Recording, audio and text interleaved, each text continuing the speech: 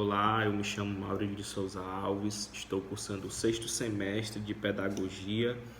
na UES, aqui no campus de Itapipoca, FACED. O intuito desse vídeo é fazer uma narrativa sobre o aprendizado ao longo do semestre, na disciplina de Teoria da Organização Política.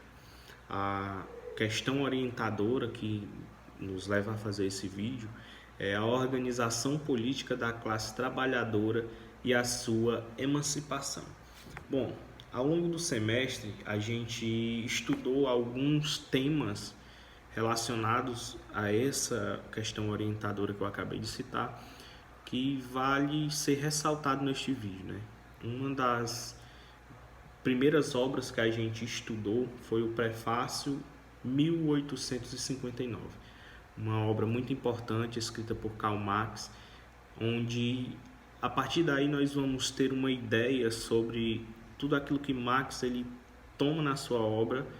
como muito importante, como uma coisa muito importante. Ali nós vamos ver o conceito de estrutura e de superestrutura. Marx ele divide a sociedade nesses dois fragmentos: a estrutura, que seria ali, que engloba a divisão social do trabalho, as classes sociais, a relação social da política, da economia, e também ele trata a outra questão como a superestrutura, que seria ali as ideologias, dos intelectuais, os políticos em si, a religião, e a cultura, também se englobam ali na superestrutura. Outros temas que também nos foi muito bem apresentado seria a questão do Estado, como o Estado ele se porta sobre tudo isso, com a questão se o Estado ele é classista, se o Estado ele está a favor de uma classe ou se isso não existe, se o Estado realmente é um Estado laico, ele está sobre todas as classes, Falamos também sobre socialismo, e daqui a pouco a gente vai citar mais algumas obras. O fascismo, que nos dias de hoje está sendo tão falado, que está repercutindo tanto sobre o novo governo no nosso país, sobre tudo aquilo que nós estamos enfrentando nesse momento, no momento em que nós passamos por uma grande dificuldade, não só a gente, mas como o mundo, Falamos sobre ideologia, sobre como a classe dominante ela quer impor sobre as classes menos favorecidas a sua ideologia de saber que a classe dominante ela sempre tem que dominar acima de todas as outras, E aí nós vamos ver mais uma obra que a gente estudou sobre o Manifesto Comunista, E aqui eu faço uma ligação com um dos filmes que foi nos apresentado, que é o Jovem Karl Marx. E nesse filme, contrapondo com o Manifesto Comunista, que é uma obra de grande importância até os dias atuais, nós vemos ali Marx lutando justamente contra essas ideologias, contra a ideologia da classe dominante e fazendo uma certa frente a uma luta, aquela luta que denominada por ele luta de classe, que até hoje nós vemos refletir na nossa sociedade a luta de classe. Vemos as classes dominantes se sobressaindo ou querendo se sobressair sobre a classe menos favorecida, mas a partir de Marx nós vamos ver uma classe tentando se organizar, através de Marx se organizando para buscar os seus direitos, para lutar sobre os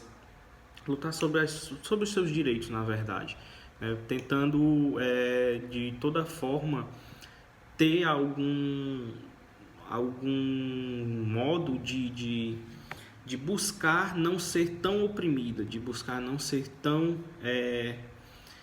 passada para trás, na verdade, pela sociedade, pela classe dominante, no caso. Também nós vemos falar muito sobre revolução, partido político,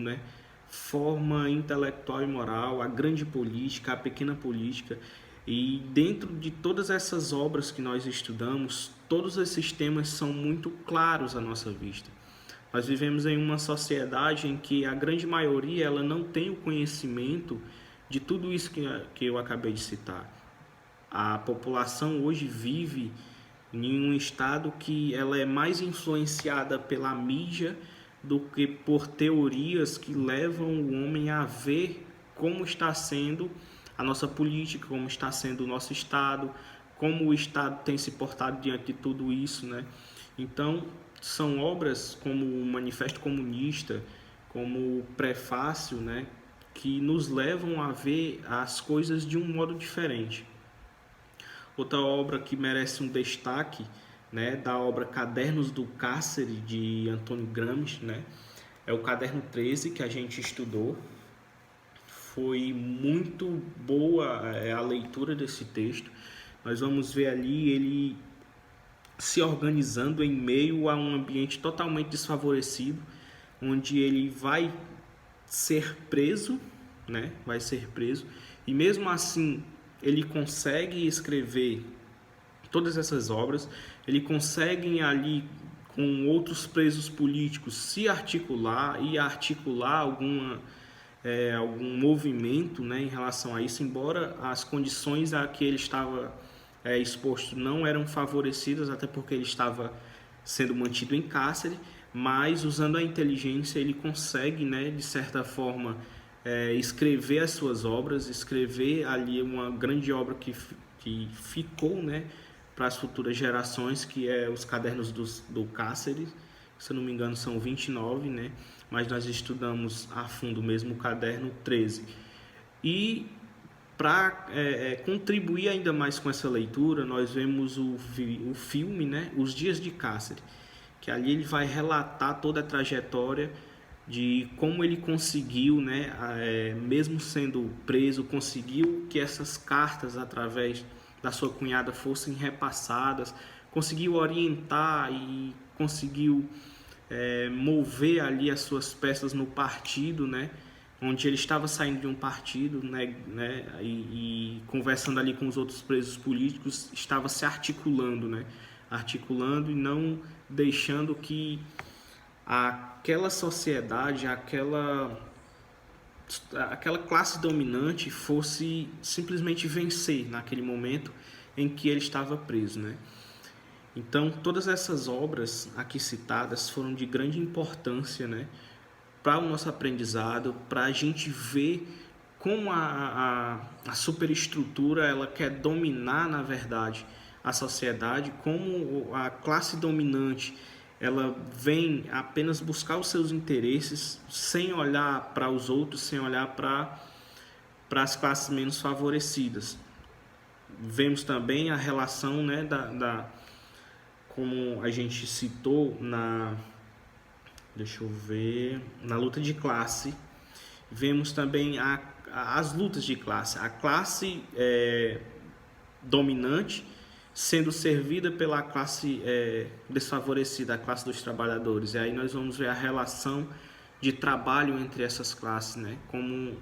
todo toda a ideologia voltada para isso da classe dominante é para que você entenda que você está trabalhando, você está sendo bem remunerado por isso, sendo que ao longo da história a gente vê que não foi bem assim. E o último filme que a gente viu, que é um filme bastante interessante, e fica a recomendação, que é intitulado A Onda, né? Nós vemos um professor mostrando ali como as pessoas são influenciadas e citando como exemplo ali, né, Hitler, né, como ele influenciou uma geração, e pouco a pouco o professor vai mostrando que, embora cause uma revolta na gente, o que fez Hitler, mas se a gente não tiver cuidado, a gente acaba sendo igual a essas pessoas que seguiram a ele, né? Acabam nos voltando por uma ideologia sem abrir os nossos olhos para o que está ficando de lado ou para outras ideologias, acreditando cegamente em uma ideologia em que uma pessoa que se diz que se sobressai sobre as outras com a sua influência acaba influenciando, e as outras pessoas começam a seguir cegamente essa pessoa, né? Então tudo isso foi de muita importância para o nosso aprendizado, né? Falar um pouco sobre a importância da disciplina. Como eu citei no vídeo, nós devemos se sentir privilegiados porque nós estamos tendo acesso a esse conhecimento, estamos tendo acesso a essas leituras, coisa que a maioria da população não tem. Então eu acho que a disciplina vem muito a contribuir, contribuiu e tem muito a contribuir futuramente com as próximas turmas que irão participar dessa disciplina, porque é um modo de ver a sociedade, de ver tudo aquilo que a gente pensa que está bem de outra forma. Poder avaliar ou poder ver a nossa política, que infelizmente é o foco no momento, né? Uma política que não tem muito agregado a não ser os seus próprios interesses, né? Então é uma disciplina que tem muito a contribuir e que nós devemos sim nos inscrever e participar.